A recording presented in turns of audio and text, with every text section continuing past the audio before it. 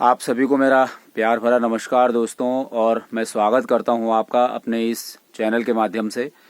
तो दोस्तों, अभी सुबह के 10:30 बजे हैं और आज के ब्लॉग की शुरुआत करते हैं। और उससे पहले मैं आप सबका बहुत बहुत धन्यवाद देता हूं जो आप मेरे ब्लॉग को काफ़ी पसंद कर रहे हैं।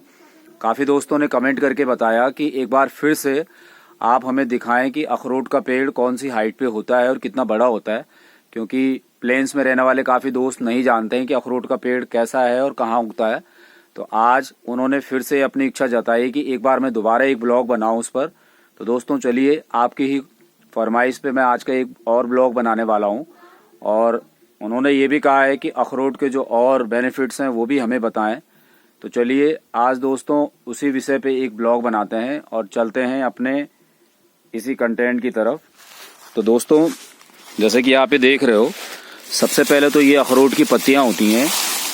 इनमें पतझड़ है इस समय, तो पतझड़ के समय ये पत्तियां ऐसे बिखर जाती हैं कि जैसे किसी ने स्प्रे किया हो। देखिए आप, हर जगह ये बिखरी हुई हैं।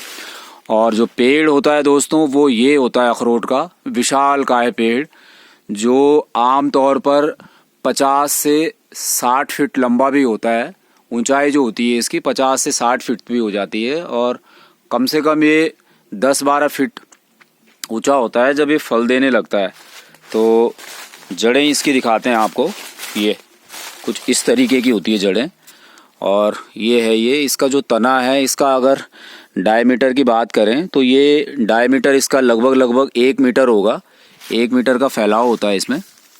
और जड़ें इसकी कुछ ऐसे फैली होती है नीचे तक, ऐसे। ये सीधे इसकी जो जड़ें हैं ये ज़मीन में गई हुई हैं। और पिछले ब्लॉग में मैंने आपको बताया था, ये उत्तराखंड में लगभग 1800 मीटर की हाइट से लगभग 3200 मीटर की हाइट तक होता है। और ठंडे इलाकों में ये बहुत ज़्यादा होता है।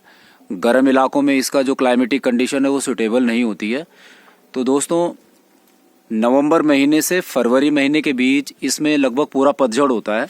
तो अभी इसकी कुछ पत्तियां बची हुई हैं ऊपर, ये जो दिख रही हैं। और फरवरी मंथ आते आते ये सब झड़ जाएंगी और नीचे ये ऐसे फैल जाएंगी, ऐसे कुछ इस तरीके से, ऐसे। ये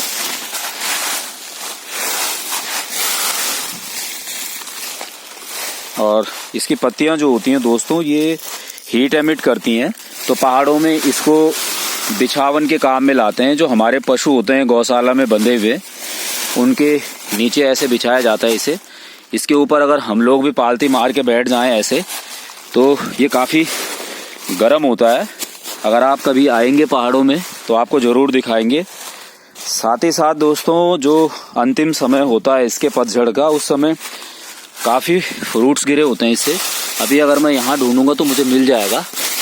देखते हैं मेरी तलाश पूरी होती है या नहीं। ये देखो दोस्तों, ये 2 अखरोट मिले हैं। ये तो कुछ इस तरीके का होता है इसका शैल। ये छिलके सहित है, यहाँ पे गिरा हुआ है ऐसे। तो फिर छिलके को निकाल लेते हैं। ऐसा छिलका सूखा हुआ होता है इसका। उसके अंदर का जो ये हार्ड कोट वाला फ्रूट है इसका, ये काफ़ी हल्का होता है। अब पहले जब एक कच्ची फॉर्म में होता है तो तब ये काफ़ी हैवी होता है। तो अभी इसका मुश्किल से वेट 10-20 ग्राम होगा दोस्तों।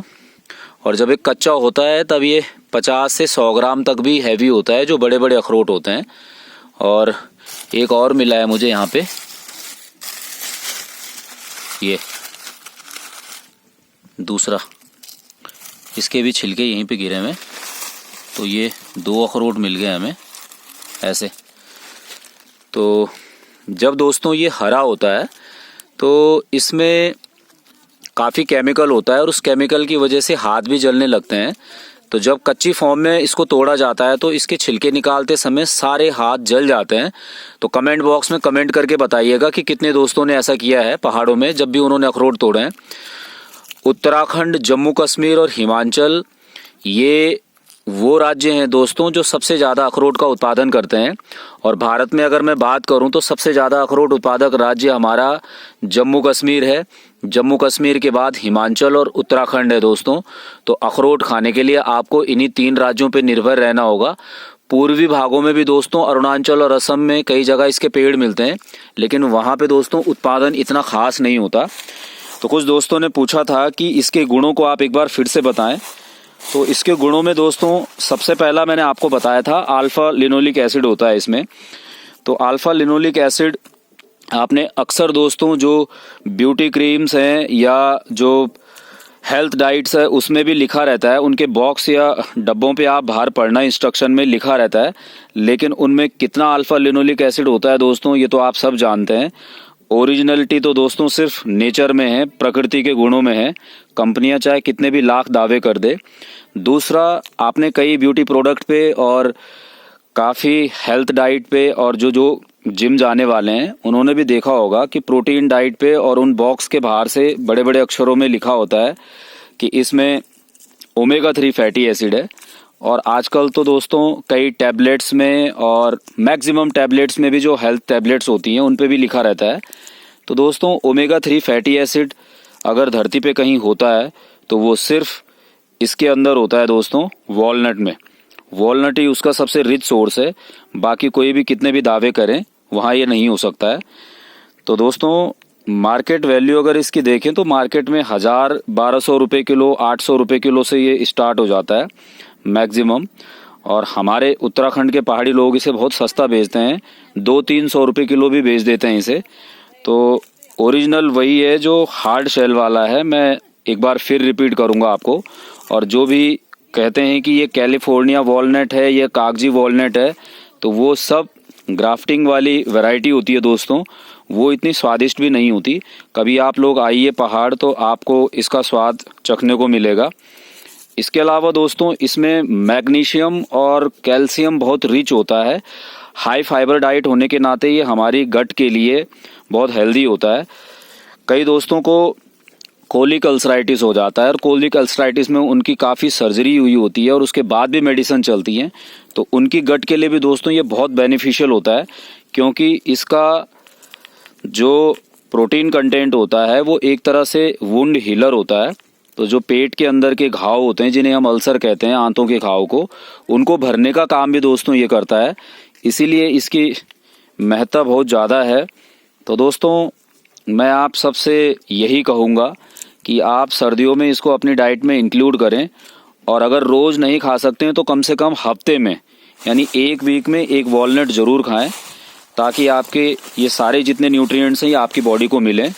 तो दोस्तों ब्लॉग को ज़्यादा न चलाते हुए यहीं पे समाप्त करते हैं, और उम्मीद करता हूँ कि आज का ब्लॉग आपको पसंद आया होगा। अपने अगले ब्लॉग में हम फिर से बात करेंगे एक इंटरेस्टिंग नए प्लांट के बारे में, और तब तक के लिए दोस्तों आप अपना ख्याल रखिए और मेरे इस चैनल को सब्सक्राइब कीजिए, लाइक कीजिए और ज़्यादा से ज़्यादा शेयर कीजिए, ताकि मैं आगे भी आपके लिए और इंटरेस्टिंग ब्लॉग बनाता रहूं।